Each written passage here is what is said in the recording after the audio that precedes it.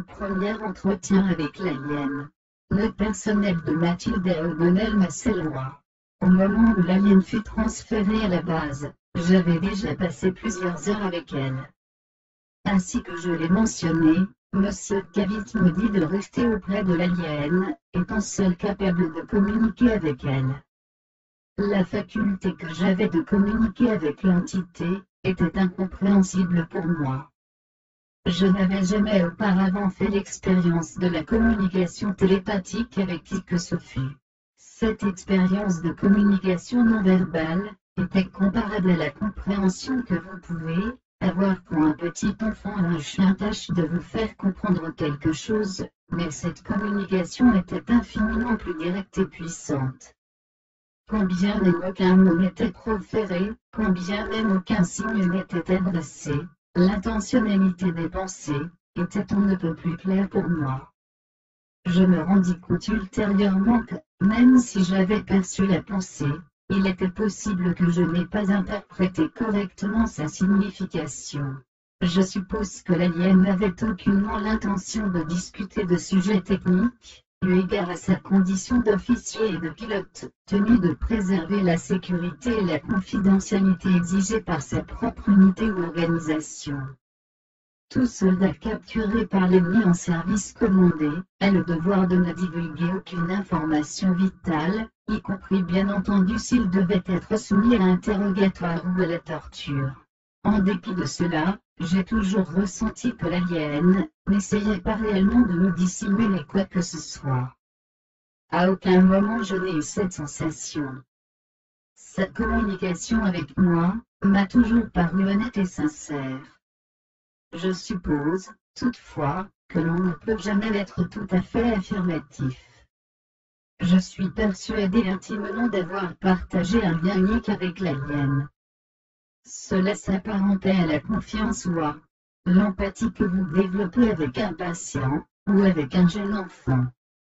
Je suppose que cela a pu se produire, parce que l'alien pouvait percevoir que je m'intéressais réellement à elle, que je n'avais pas d'intention. Lettre N de Mathilde O'Donnell Masselroy, et transcription officielle de l'US Army Air Force. Top secret. Entretien avec l'alien. Chapitre 1. Mon premier entretien avec l'alien. Le personnel de Mathilde O'Donnell Masselroy. Au moment où l'alien fut transféré à la base, j'avais déjà passé plusieurs heures avec elle. Ainsi que je l'ai mentionné, Monsieur Cavite me dit de rester auprès de l'alien, étant seul capable de communiquer avec elle. La faculté que j'avais de communiquer avec l'entité était incompréhensible pour moi. Je n'avais jamais auparavant fait l'expérience de la communication télépathique avec qui que ce fût. Cette expérience de communication non verbale était comparable à la compréhension que vous pouvez avoir quand un petit enfant ou un chien tâche de vous faire comprendre quelque chose, mais cette communication était infiniment plus directe et puissante. Quand bien même aucun mot n'était proféré, quand bien même aucun signe n'était adressé, l'intentionnalité des pensées était on ne peut plus claire pour moi.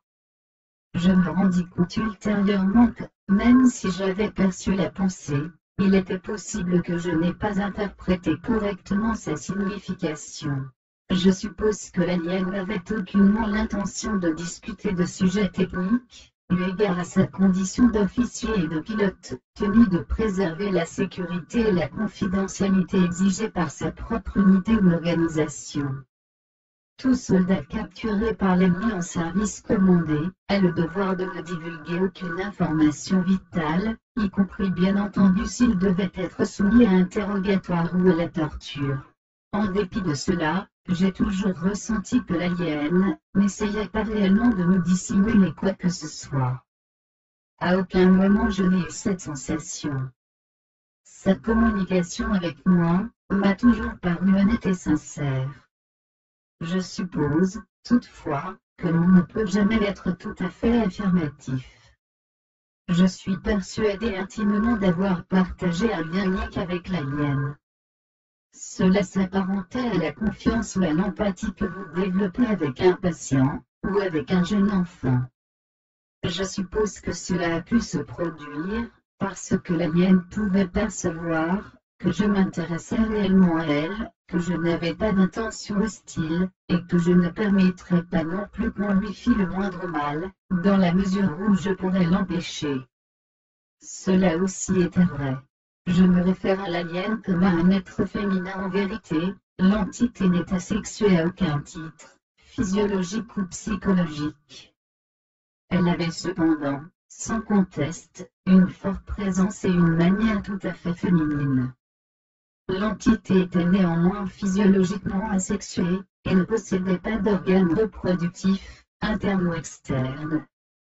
Son corps ressemblait plutôt à une poupée, ou à un robot.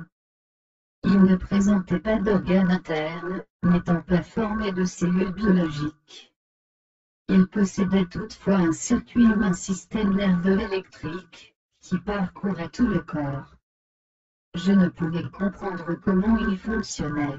Quant à sa stature et à son apparence, le corps était de petite taille, et très chétif. Il mesurait approximativement 1 mètre. La tête était démesurément volumineuse, par rapport aux bras, aux jambes et au buste, qui étaient minces. À l'extrémité de ses 2 mains, et de ses 2 pieds se trouvaient 3 doigts, qui étaient en quelque sorte préhensibles. La tête ne présentait pas d'organes fonctionnels, tel nez, bouche ou oreille. Je réalisais qu'un officier spatial n'a pas l'usage de tels organes, l'espace étant dépourvu d'une atmosphère qui pourrait conduire le son. En toute logique, le corps n'est pas doté d'organes sensoriels de louer. N'ayant pas non plus à absorber de nourriture, le corps est de même dépourvu de bouche. Les yeux étaient étonnamment grands. Je ne pus jamais déterminer précisément le degré d'acuité visuelle dont ses yeux étaient capables, toutefois, je remarquai que sa vue devait être remarquablement perçante. Je pense que les pupilles de ses yeux, très foncés et opaques, étaient peut-être également capables de distinguer des longueurs d'onde ou des particules par-delà le spectre de la lumière visible. Je présume que cela pouvait inclure l'étendue entière du spectre électromagnétique, ou plus encore, même si je n'en suis pas tout à fait certaine. Quand l'entité posait ses yeux sur moi, son regard semblait me traverser, comme si elle disposait d'une vision radiographique. Je trouvais cela quelque peu embarrassant tout d'abord, jusqu'au moment où je réalisai qu'elle n'était pas animée d'intentions sexuelles. En fait, je crois qu'à aucun moment la pensée ne la traversa de savoir si j'étais mâle ou femelle. Il devint tout à fait évident, après une courte période passée avec l'entité, que son corps n'avait pas besoin d'oxygène, de nourriture ou d'eau, ni d'aucune source externe d'alimentation ou d'énergie. Ainsi que je l'appris par la suite, cette entité fournissait sa propre énergie, qui animait et faisait fonctionner le corps. Cela me parut quelque peu phallique au début, mais je m'habituai à l'idée. Il s'agit réellement d'un corps un peu plus simple. Pour ainsi dire, quelque chose d'insignifiant en comparaison avec nos propres corps. Elle m'expliqua que le corps n'était pas mécanique, à la manière d'un robot, et qu'il n'était pas non plus de nature biologique. Il est animé directement par elle-même, en tant qu'entité spirituelle.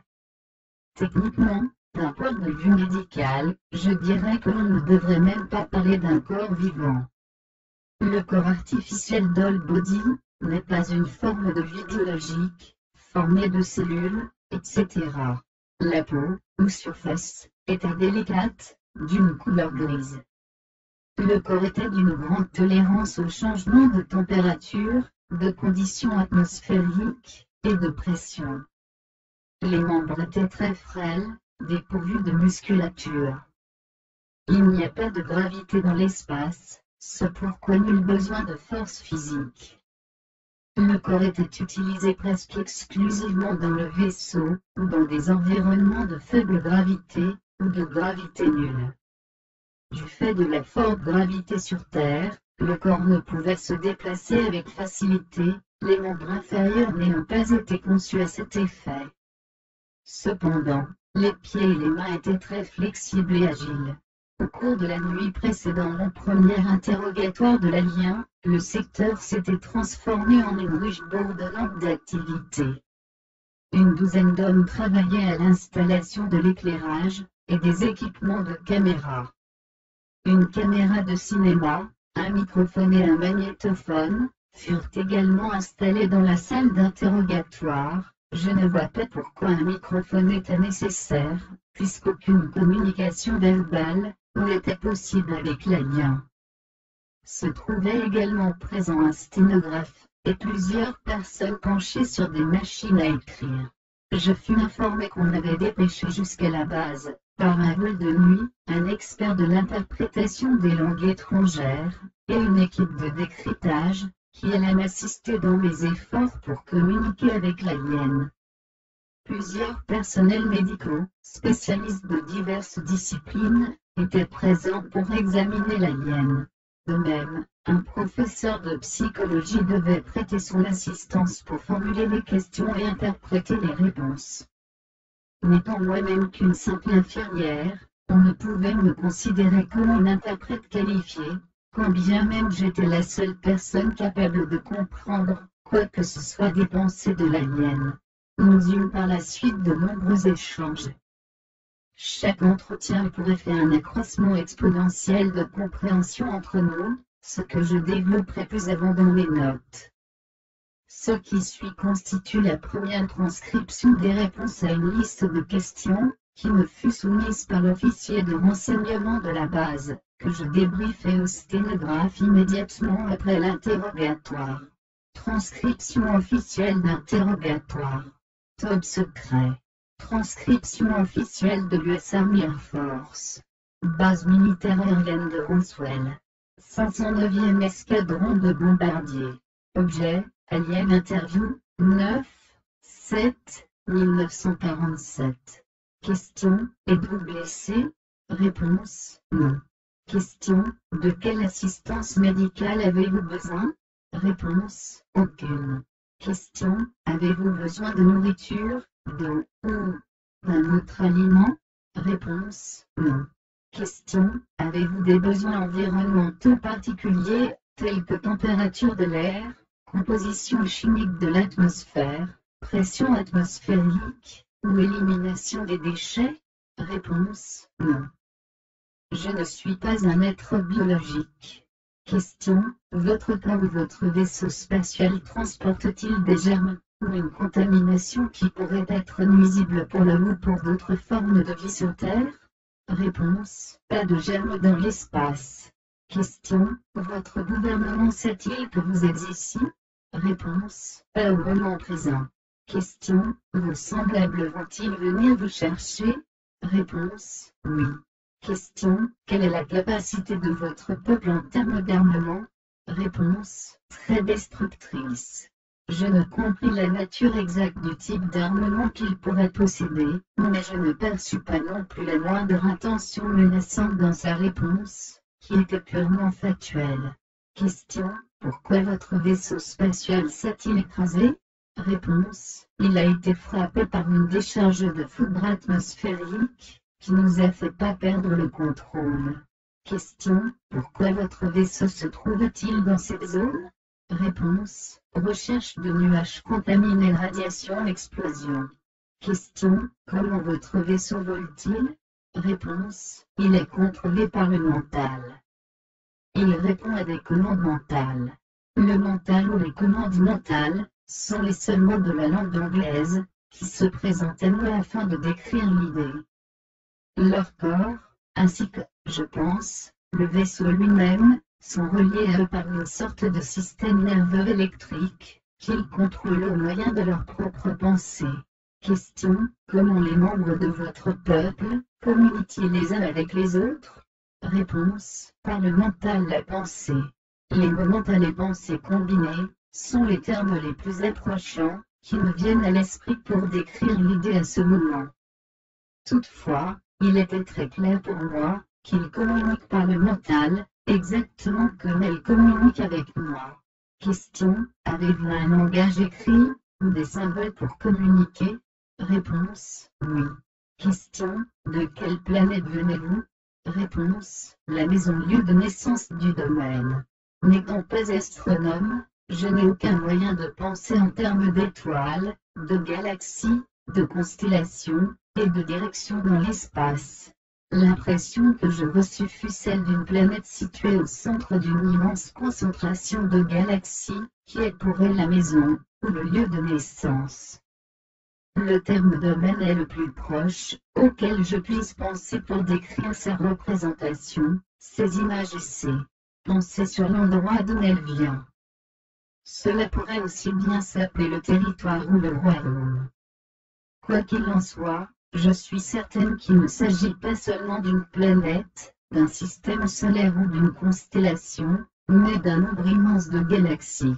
Question: votre gouvernement va-t-il envoyer des représentants, afin de rencontrer nos dirigeants?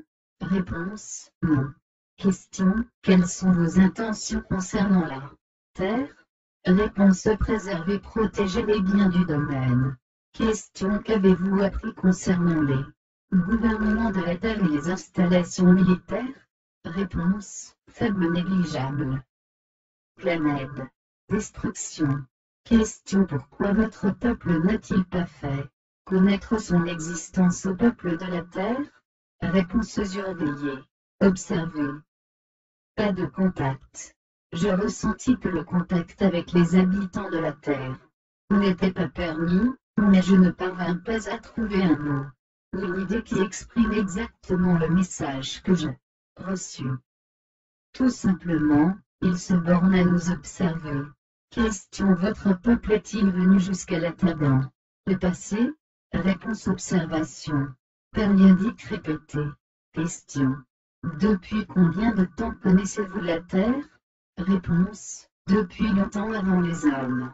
Je ne suis pas certaine que le terme préhistorique serait beaucoup mieux approprié, mais il s'agissait sans aucun doute d'une période de temps très étendue, antérieure à l'apparition de l'être humain sur Terre. Question: que savez-vous de l'histoire de la civilisation sur Terre? Réponse: peu d'intérêt. Attention, période brève. La réponse à cette question me parut très vague.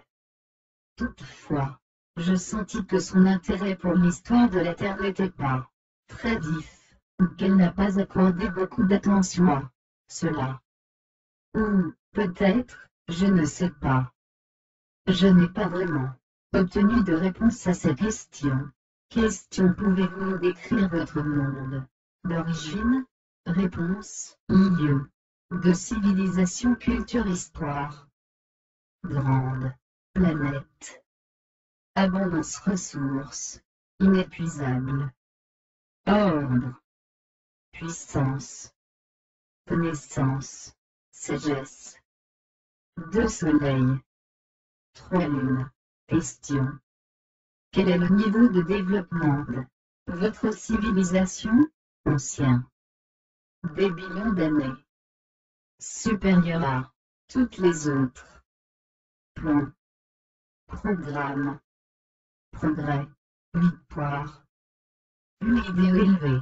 J'emploie le nombre billion parce que je suis certaine que la signification était un nombre supérieur à plusieurs milliards. La notion d'échelle de temps qu'elle me désigna dépasse mon entendement. C'est plus proche en vérité de l'idée d'infini en termes d'années terrestres. Question: croyez-vous en Dieu? Réponse: nous croyons qu'il existe, le faire continuer. Toujours. Je suis convaincu que l'Aïen ne comprend pas de la même manière que nous le concept de Dieu de foi. Je présume qu'au sein de sa civilisation, ils sont tous athéistes. J'ai eu le sentiment qu'ils ont une très haute estime d'eux-mêmes, et qu'ils sont vraiment très orgueilleux. Question: quel type de société est la vôtre? Réponse: ordre. Puissance. Le futur toujours. Le contrôle. Croissance. Ce sont là les mots les plus approchants que je trouvais pour rendre l'idée qu'elle se faisait de sa propre société ou civilisation. L'émotion avec laquelle elle donnait sa réponse à sa question devint très intense, très radieuse. et très affirmative. Sa pensée baignait dans une émotion qui parvint jusqu'à moi dans une vague de jubilation et de félicité. Cela me troubla considérablement. Question: existe-t-il d'autres formes de vie intelligentes dans l'univers indépendamment de vous? Réponse: partout. Nous sommes la plus grande, la plus élevée de toutes. Compte tenu de sa petite stature, je suis sûr qu'elle ne voulait pas dire les plus grandes tailles ou les plus gros. Encore une fois, sa nature orgueilleuse transparaissait dans la sensation qu'elle me communiqua. Le personnel de Mathilda O'Donnell Masselroy. C'est ainsi que prit fin mon premier interrogatoire. Après que les réponses à la première liste de questions eurent été dactylographiées et transmises aux personnes qui les attendaient, ces derniers furent ravis que je sois parvenu à faire dire quelque chose à l'alien. Toutefois, après qu'ils eurent fini de lire les réponses, ils furent déçus que je ne sois pas parvenu à une compréhension plus claire. À présent, ils avaient un grand nombre de questions nouvelles, tirées des réponses que j'avais obtenues à la première liste de questions. Un officier m'ordonnait d'attendre de nouvelles instructions. J'attendis pendant plusieurs heures dans le bureau adjacent. Je n'étais pas autorisé à poursuivre mon interrogatoire de l'alien. Toutefois, j'étais toujours bien traité, autorisé à manger et à dormir, ainsi qu'à accéder aux espaces de repos chaque fois que je le désirais. Finalement, une nouvelle liste de questions fut rédigée, que j'allais devoir poser à l'alien. Je me rendis compte entre-temps un bon nombre de nouveaux agents gouvernementaux et de militaires étaient arrivés à la base. Ils me dirent que plusieurs autres personnes se trouveraient dans la salle avec moi lors du prochain interrogatoire, lesquelles seraient autorisées à me faire demander immédiatement d'autres précisions au cours de l'interrogatoire. Toutefois, lorsque je tâchais de pratiquer l'interrogatoire en présence de ces personnes, je ne reçus aucune pensée, aucune émotion, ni aucun message perceptible de la part de l'alien. Rien. L'alien se contenta de rester assis sur sa chaise, immobile. Nous sortîmes tous de la salle d'interrogatoire. L'agent de renseignement se montra très agité à cause de ce qui venait de se produire. Il m'accusa d'avoir menti, ou d'avoir fabriqué les réponses aux premières questions. Je persistai à affirmer que mes réponses étaient honnêtes, et aussi précises que je pouvais les rendre. Plus tard, ce jour-là, il fut décidé que plusieurs autres personnes tenteraient poser des questions à l'alien. Toutefois, en dépit de tentatives répétées par plusieurs experts, personne d'autre ne parvint jamais à obtenir quelque message que ce fût de la part de l'alien. Au cours des jours suivants, un chercheur en médiumnité fut envoyé depuis là, côté afin d'interroger l'alien. Son nom était appris quelque chose. Je ne me souviens pas du nom de famille. Une autre fois, un clairvoyant indien du nom de Krishnamurti se rendit à la base, afin de tenter de communiquer avec l'alien. Ni l'un ni l'autre ne parvint à obtenir de l'alien le moindre message. Moi-même, je ne fus pas capable de communiquer par télépathie avec l'une ou l'autre de ces personnes, même si je pensais sincèrement que Monsieur Krishnamurti était une personne fort sympathique et intelligente. Finalement, il fut décidé que je devrais être laissé seul en compagnie de l'alien, pour lequel je parviendrais à obtenir des réponses. Chapitre 2. Mon deuxième interrogatoire.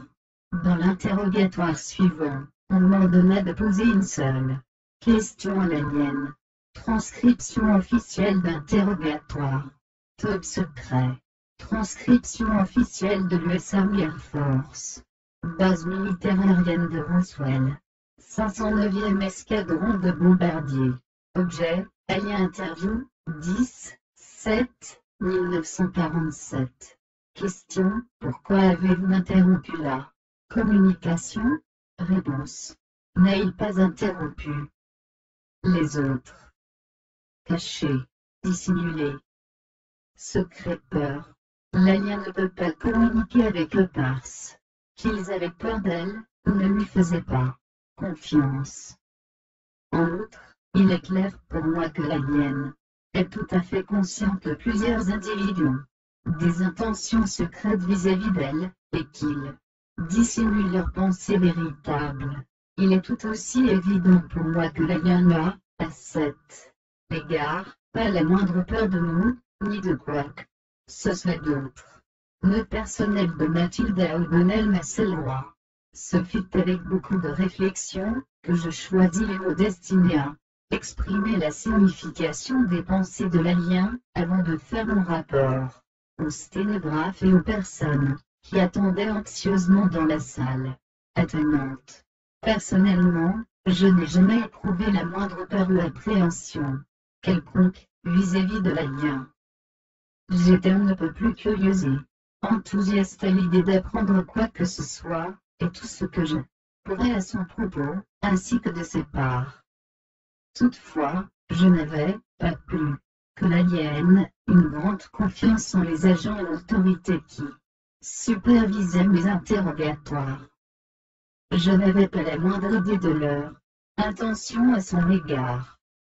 Quoi qu'il en soit, je suis certaine que les hauts gradés de l'armée étaient on ne peut plus préoccupés à l'idée d'avoir entre leurs mains un vaisseau spatial et un pilote extraterrestre.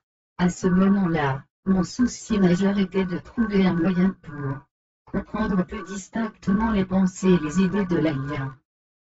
Je suppose que je me débrouillais plutôt bien en tant que récepteur télépathique, mais pas aussi bien qu'un émetteur télépathique.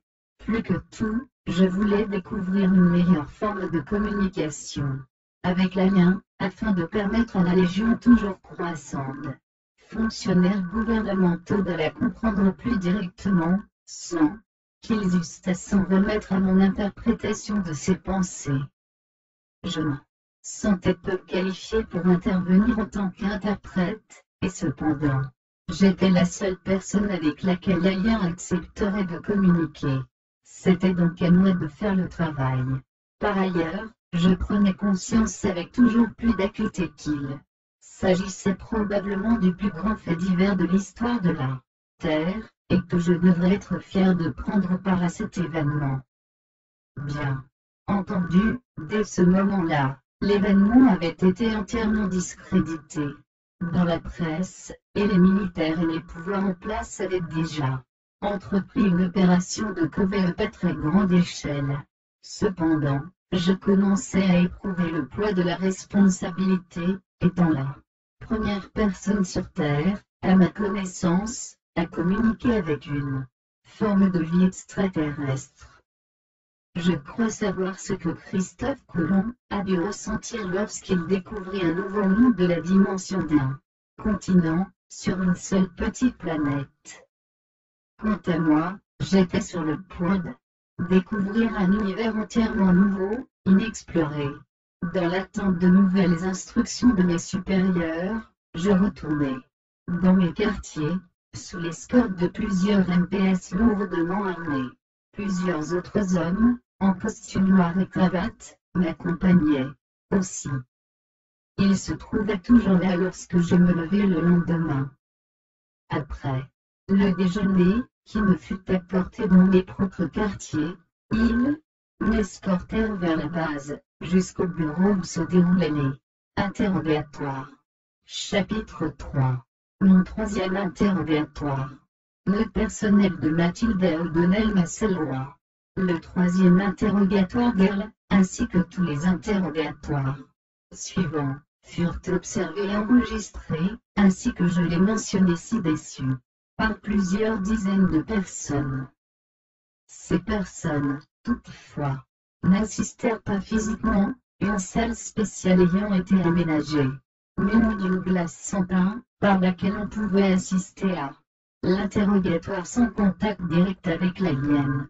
L'alien avait été transféré dans la salle nouvellement aménagée, et était assise sur une chaise ordinaire à l'assise rehaussée, recouverte d'un tissu à motif fleuri. Je suis persuadé que l'on avait envoyé quelqu'un en ville, acheter une chaise dans le magasin d'ameublement le plus proche. Le corps de l'alien mesurait environ 2 fois la taille d'un frêle enfant de 5 ans, et paraissait donc minuscule sur la chaise. Le corps n'étant pas de nature biologique, il n'avait pas besoin de nourriture, d'air ou de chaleur et, semblait-il, l'alien ne dormait pas non plus. Il n'y avait pas de paupières, ni de sourcils au-dessus de ses yeux, qui, par conséquent, ne se fermaient jamais.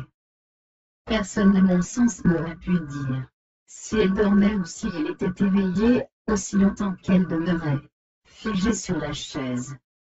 À l'exception des rares occasions où elle mobilisait son corps, ou faisait un geste de la main, personne n'aurait pu dire si elle était en vie ou non, à moins de capter ses pensées. J'appris par la suite que l'alien n'était pas identifié par son corps, mais par sa personnalité, pour ainsi dire. Elle était connue des autres aliens sous le nom d'elle. C'est le mot le plus approchant que je puisse utiliser pour décrire le nom au moyen de l'alphabet de la langue anglaise. J'ai ressenti intimement qu'elle préférait s'identifier au sexe féminin. Nous partagions à mon avis une empathie naturelle et féminine, et un tempérament protecteur envers la vie et envers autrui.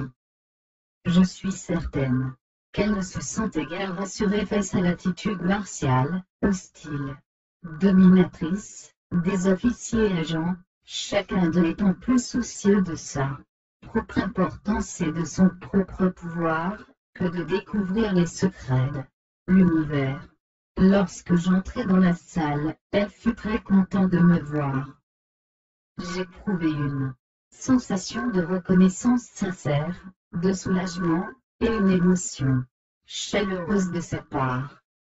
Cela ressemblait à l'excitation débordante et inconditionnelle, à l'affection platonique que l'on éprouve de la part d'un chien ou d'un jeune enfant, tempérée toutefois par une calme réserve. Je dois dire que j'étais surprise d'éprouver le même type d'affection de la part de l'alien, d'autant plus que nous avons passé si peu de temps l'une avec l'autre. J'étais heureuse de pouvoir continuer mes entretiens avec elle en dépit de l'attention très pesante dont nous étions l'objet de la part du flot d'agents gouvernementaux et de militaires qui arrivaient à la base.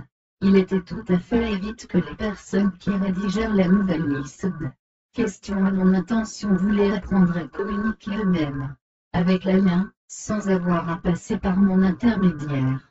Voici les réponses à la nouvelle liste de questions. Transcription officielle d'interrogatoire. Top secret. Transcription officielle de l'US Army Air Force.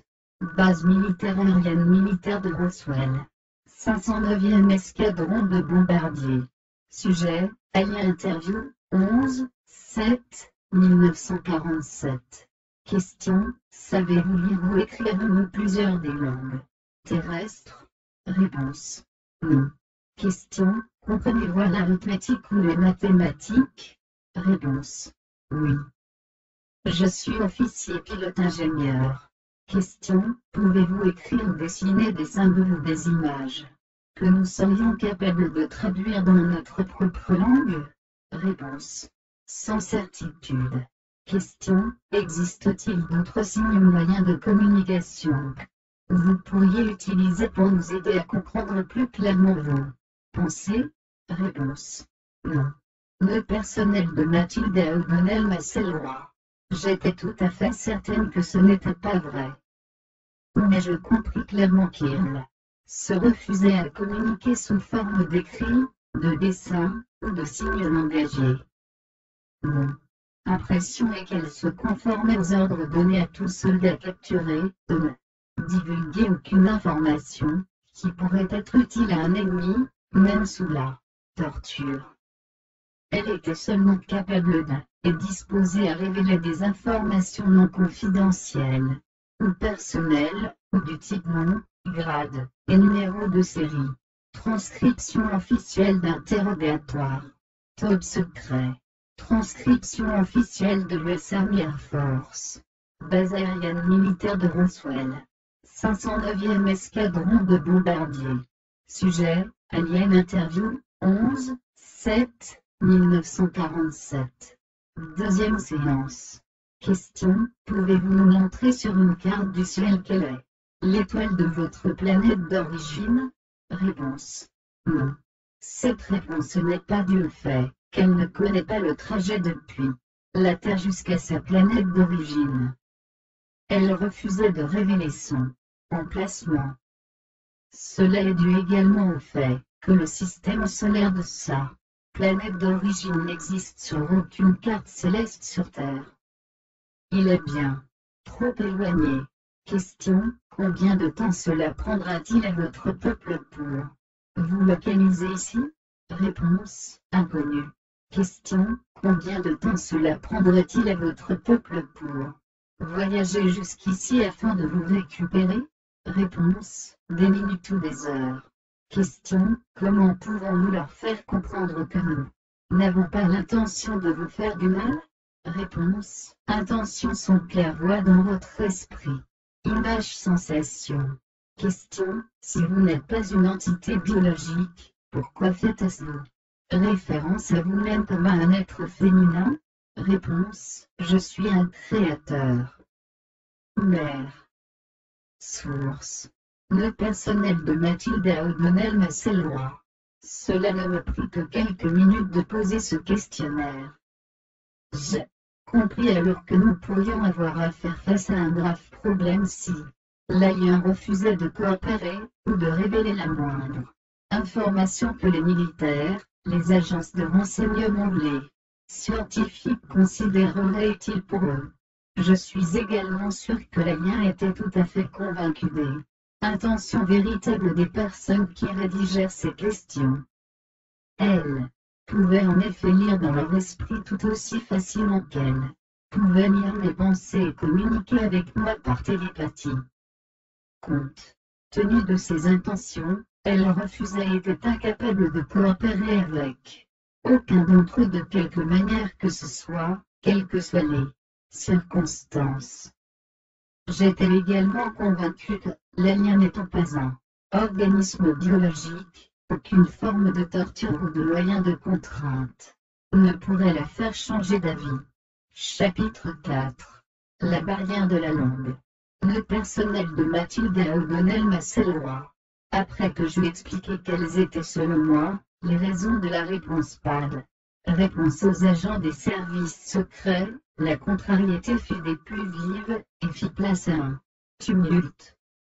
Une discussion très enflammée s'engageait entre plusieurs officiels renseignements, représentants militaires, le psychologue et les linguistes. Ce débat se poursuivit pendant plusieurs heures. Finalement, il fut décidé que je devrais être autorisé à poursuivre l'interrogatoire de l'alien, à la condition que j'obtienne d'elle une réponse satisfaisante à la question suivante. Transcription officielle d'interrogatoire. Top secret. Transcription officielle. Base aérienne militaire de Roswell. US Army Air Force, 509e escadron de bombardiers. Objet, Alien Interview, 11/7/1947. Troisième séance. Question, quelle garantie ou preuve devrons-nous vous fournir, qui vous convaincra de répondre à nos questions? Réponse. Elle seule parle. Elle seule écoute. Elle seule pose les questions. Pas d'autre. Vous devez apprendre, savoir, comprendre. Le personnel de Mathilda O'Donnell Masselroy. Quand je revins de la salle d'interrogatoire pour rapporter la réponse de l'alien, j'essuyai un accueil grimaçant et sceptique du groupe d'agents et de militaires des services secrets. Ils ne parvenaient pas à comprendre ce que l'alien voulait dire par là. Je reconnus que moi non plus, je n'étais pas vraiment capable de comprendre ce qu'elle voulait dire, mais je tins à affirmer que je faisais de mon mieux pour restituer le message télépathique. Je suggérais aux officiers que le problème communication tenait peut-être à mon incapacité à comprendre le langage télépathique avec une clarté suffisante. À ce moment-là je me sentais à tel point découragé, que je fus presque tenté de renoncer. À présent, les débats redoublaient d'intensité. J'étais convaincu que j'allais être congédié, en dépit du fait que l'alien refusait de communiquer avec qui que ce fût d'autre, ou de ce que personne ne se fût montré capable de communiquer avec elle. Par bonheur, un homme très brillant, du nom de John Nelble, spécialiste de la langue japonaise pour la Navy, trouva une explication et une solution au problème. Il expliqua que, tout d'abord, le problème ne tenait nullement à l'incapacité de l'alien à communiquer. Le problème tenait plus à son refus de communiquer avec tout autre interlocuteur que moi. En second lieu, pour que pût prendre place une communication claire et cohérente, les deux parties avaient besoin de se comprendre et de communiquer à travers un langage commun. Les mots et les symboles du langage expriment des notions et des significations très précises.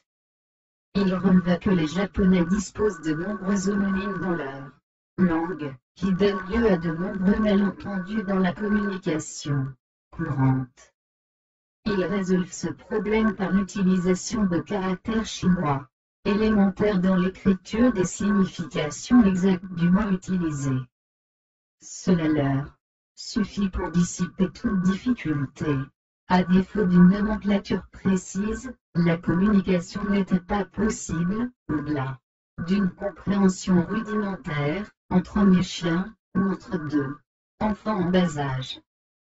L'absence d'un vocabulaire commun, de termes clairement définis que tous les interlocuteurs pourraient utiliser couramment, fut le principal facteur limitatif dans les échanges entre les peuples, groupes ou nations. Par conséquent, il suggéra qu'il existait seulement deux alternatives. Je devais apprendre à parler la langue de l'alien, ou l'alien devait apprendre à parler en anglais. Concrètement, un seul choix était possible, je devais persuader Irl d'apprendre l'anglais, et lui enseigner la langue sous les instructions d'un linguiste. Personne ne formula une objection à tester cette approche, d'autant qu'il n'y eut pas d'autres suggestions. Les spécialistes du langage suggérèrent que j'emporte avec moi, dans la salle d'interrogatoire, plusieurs livres pour enfants, ainsi qu'un manuel de lecture élémentaire, et une méthode de grammaire. Il était prévu que j'allais m'asseoir côte à côte avec l'alien, et lire les livres à voix haute, tout en indiquant le texte du doigt à son intention. L'idée de base était que l'on pourrait apprendre à lire à l'alien, de la même manière que l'on apprend à lire à un enfant, mot à mot et par association phonétique, et qu'on pourrait également lui transmettre des notions de grammaire élémentaire. Il pensait de même, selon moi, que si l'alien était assez intelligent pour communiquer par télépathie, et pour piloter un vaisseau spatial à travers la galaxie, elle pourrait aussi bien apprendre à parler une langue avec autant plus de rapidité qu'un enfant de 5 ans. Je revins dans la salle d'interrogatoire, et soumis le projet à Irl. Celle-ci ne s'opposait pas à l'idée d'apprendre la langue, mais cependant elle ne s'engagea pas à répondre aux questions. En l'absence d'une meilleure idée, nous nous mîmes à la tâche. Chapitre 5. Leçon de lecture. Note personnelle de Mathilda O'Donnell Masselroy. Je commençais les leçons de lecture par les premières pages d'un manuel scolaire des années 1800, ou années Far West, destiné aux enfants de pionniers. Le manuel s'intitule du fait Eclectic Reader, Primaire Sixth. Compte tenu que j'étais infirmière, et non enseignante, le linguiste qui me confia les livres me soumit à un briefing complet, un cours d'une journée entière consacré à la méthode à suivre dans l'utilisation des manuels destinés à l'apprentissage de l'alien. Il me confia la raison pour laquelle il avait choisi ces livres en particulier. La version originale de 1836 avait été utilisée pendant 3/4 de siècle pour apprendre à lire à près de 4 écoliers américains sur 5. Aucun autre livre n'avait exercé, sur une période aussi étendue, une influence comparable sur les enfants américains. Le cours élémentaire de McGuffey débute, dans le premier volume, de primer, par la présentation des lettres de l'alphabet, à mémoriser en série. On apprenait ensuite aux enfants, de façon progressive, à utiliser les groupes syllabiques de la langue pour former et prononcer des mots, au moyen de la méthode phonétique, qui invite à rapprocher les sons et les lettres. Chaque leçon commence par l'étude de mots, qui sont utilisés dans la pratique de lecture, et par des signes écrits indiquant la prononciation correcte pour chaque mot. Je me rendis compte que les histoires contenues dans le First and Second Reader dépeignaient des enfants dans leurs relations avec des membres de la famille, des enseignants, des amis et des animaux. Les tirs, Fourth, Fifth and Sixth Reader sont conçus sur cette trame. L'une des histoires dont j'ai le souvenir était La veuve et le marchand. Il s'agit d'un conte moral dépeignant un marchand qui se rapproche d'une veuve dans le besoin. Plus tard, lorsque la veuve se révèle une personne honnête, le marchand lui fait un beau cadeau. Les livres ne vous enseignent pas nécessairement. Seuls les gens fortunés sont capables de charité. Nous savons tous que la générosité est une vertu qui devrait être pratiquée par tout un chacun. Toutes ces histoires étaient très édifiantes, et fournissaient des explications pertinentes pour illustrer des vertus telles que l'honnêteté, la charité, la sobriété, l'endurance au travail, le courage, le patriotisme, la piété envers Dieu, le respect des parents. Personnellement, je recommanderais ce livre à tout le monde. Je découvris également que le vocabulaire utilisé dans le livre était très avancé en comparaison du nombre de mots limités que les gens utilisent couramment de nos jours.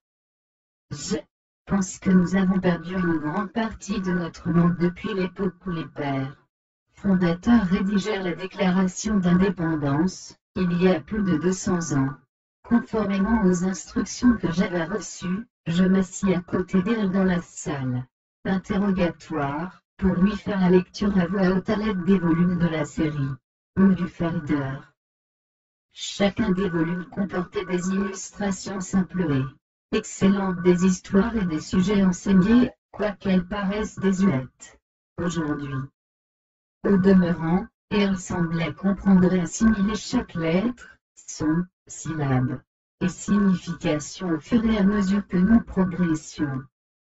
Nous poursuivîmes cette pratique, avec une cadence de 14 heures par jour pendant 3 jours consécutifs, sans interruption, si ce n'est, de mon côté, pour quelques repas et périodes de repos. Et elle ne s'accorda aucune pause à quelque titre que ce fût. Elle ne prit aucune période. Sommeil. Tout simplement, elle demeurait assise sur la chaise surchargée, dans la salle d'interrogatoire, à réviser les leçons que nous avions parcourues.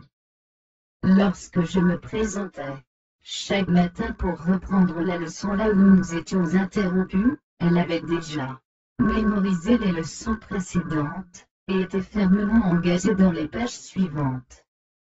Ce processus ne fit que s'accélérer, jusqu'au moment où il devint sans objet pour moi de continuer à lui faire la lecture. Bien qu'elle n'eût pas de bouche pour parler, elle était maintenant capable de penser dans ma direction en anglais. À la fin de ses leçons, elle pouvait lire et étudier par elle-même. Je lui montrai comment utiliser un dictionnaire pour rechercher les mots nouveaux qu'elle rencontrerait. Après quoi, elle consultait le dictionnaire en toute occasion. Dès lors, mon travail consistait à opérer tel un coursier à son service, demandant à ce qu'ouvrage destiné à l'étude soit livré sur un rythme continu. Par la suite, M. Neld apporta les volumes complets de l'Encyclopædia Britannica. Elle les apprécia tout particulièrement, pour le grand nombre d'illustrations qu'ils comportaient. Après cela, elle demanda un nombre croissant de livres illustrés, et de manuels contenant des photographie et des dessins, il lui était beaucoup plus facile en effet de comprendre une signification si elle disposait d'une image de ce qu'elle était en train d'étudier. Tout au long des 6 jours suivants, des livres furent acheminés depuis les bibliothèques du pays tout entier. La raison en était, je suppose, qu'en quelques jours seulement elle avait lu plusieurs centaines de ces livres. Elle étudiait tous les sujets que je pouvais concevoir, ainsi qu'un grand nombre d'autres matières très techniques sur lesquelles je n'ai jamais rien voulu savoir, telles que l'astronomie, la métallurgie, l'ingénierie, les mathématiques, et autres manuels techniques.